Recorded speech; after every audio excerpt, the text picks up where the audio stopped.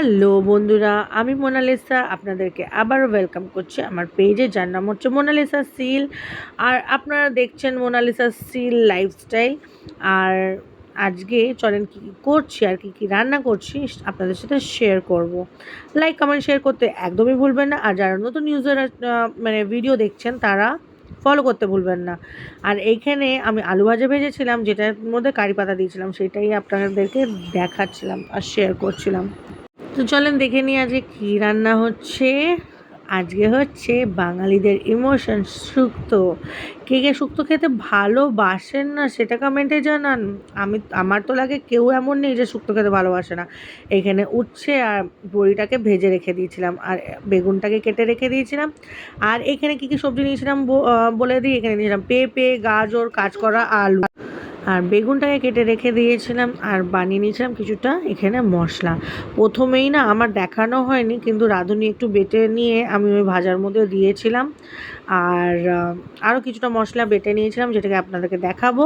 কিন্তু বাটাটা আমি দেখাতে পারিনি, কেন কি এক হাতে তো বাটা যাবে না। এক হাতে ক্যামেরা আর এক হাতে বাটা নট পসিবল। তো এখানে রাঁধুনি বাটাটা দিয়ে দিয়েছিলাম আর একটুখানি ভেজে নিয়েছিলাম। সবজি যতটা ভাজবে না বন্ধুরা, তত খেতে টেস্ট লাগবে। তো আমি না সবজি ভালো করে ভেজে নিই। আর এখানে নিয়েছিলাম পোস্ত, চালমগজ আর চিনেবাদাম। আপনাদের কাছে যদি কাজু থাকে তাহলে কাজু দিতে পারেন, আমার কাছে ছিল না, ওই জন্য চিনেবাদাম দিয়েছিলাম। আর ওটাকে দিয়ে ভালো করে নাড়াচাড়া দিয়ে ভেজে নেব। আর একটাও মশলা বেটে রেখেছিলাম, সেটা হচ্ছে সর্ষে আর লঙ্কা। হ্যাঁ, কালো সর্ষে আর লঙ্কা বেটে রেখে দিয়েছিলাম। ওটা এখন দেবো না, একটু পরে দেবো। এটাকে একটুখানি ভাজা ভাজা করে নিই, নাহলে বাদামের গন্ধটা বেরোবে। আর তারপরে উচ্ছেটাকেও দিয়ে নিয়েছিলাম। আর যে বাটিতে জল ছিল কাজু বাদাম আর পোস্ত বাটার বাটিতে, ওটাকে একটুখানি ধুয়ে দিয়ে দিয়েছিলাম। তো ভাজাভুজি এখানে করে নেব। করে নিয়ে এর মধ্যে দেখো দিয়ে দিলাম সর্ষেটাকে বেশি নাড়াচাড়া করা যাবে না। বেশি ভাজলেই বন্ধুরা সর্ষে না তেতো হয়ে যায়, আমি এটা মানি। বেশি কষালে সর্ষে তেতো হয়ে যায়, ওই জন্যে দিয়েই সাথে সাথে আমি জল দিয়ে দিলাম। দিয়ে এটাকে ভালো করে এবারে একটুখানি কষিয়ে নেবো।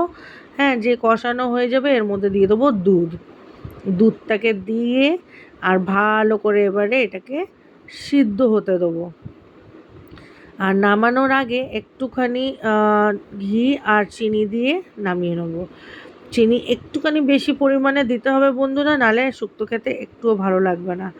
তো এখানে দিয়ে দেখো আমার শুক্তো অলমোস্ট রেডি।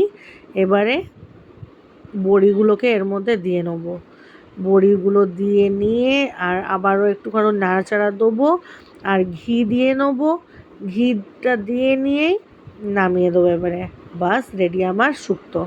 আর সন্ধ্যাবেলায় চলে গেছিলাম আমরা একটু স্মার্ট বাজারে মার্কেটিং করতে।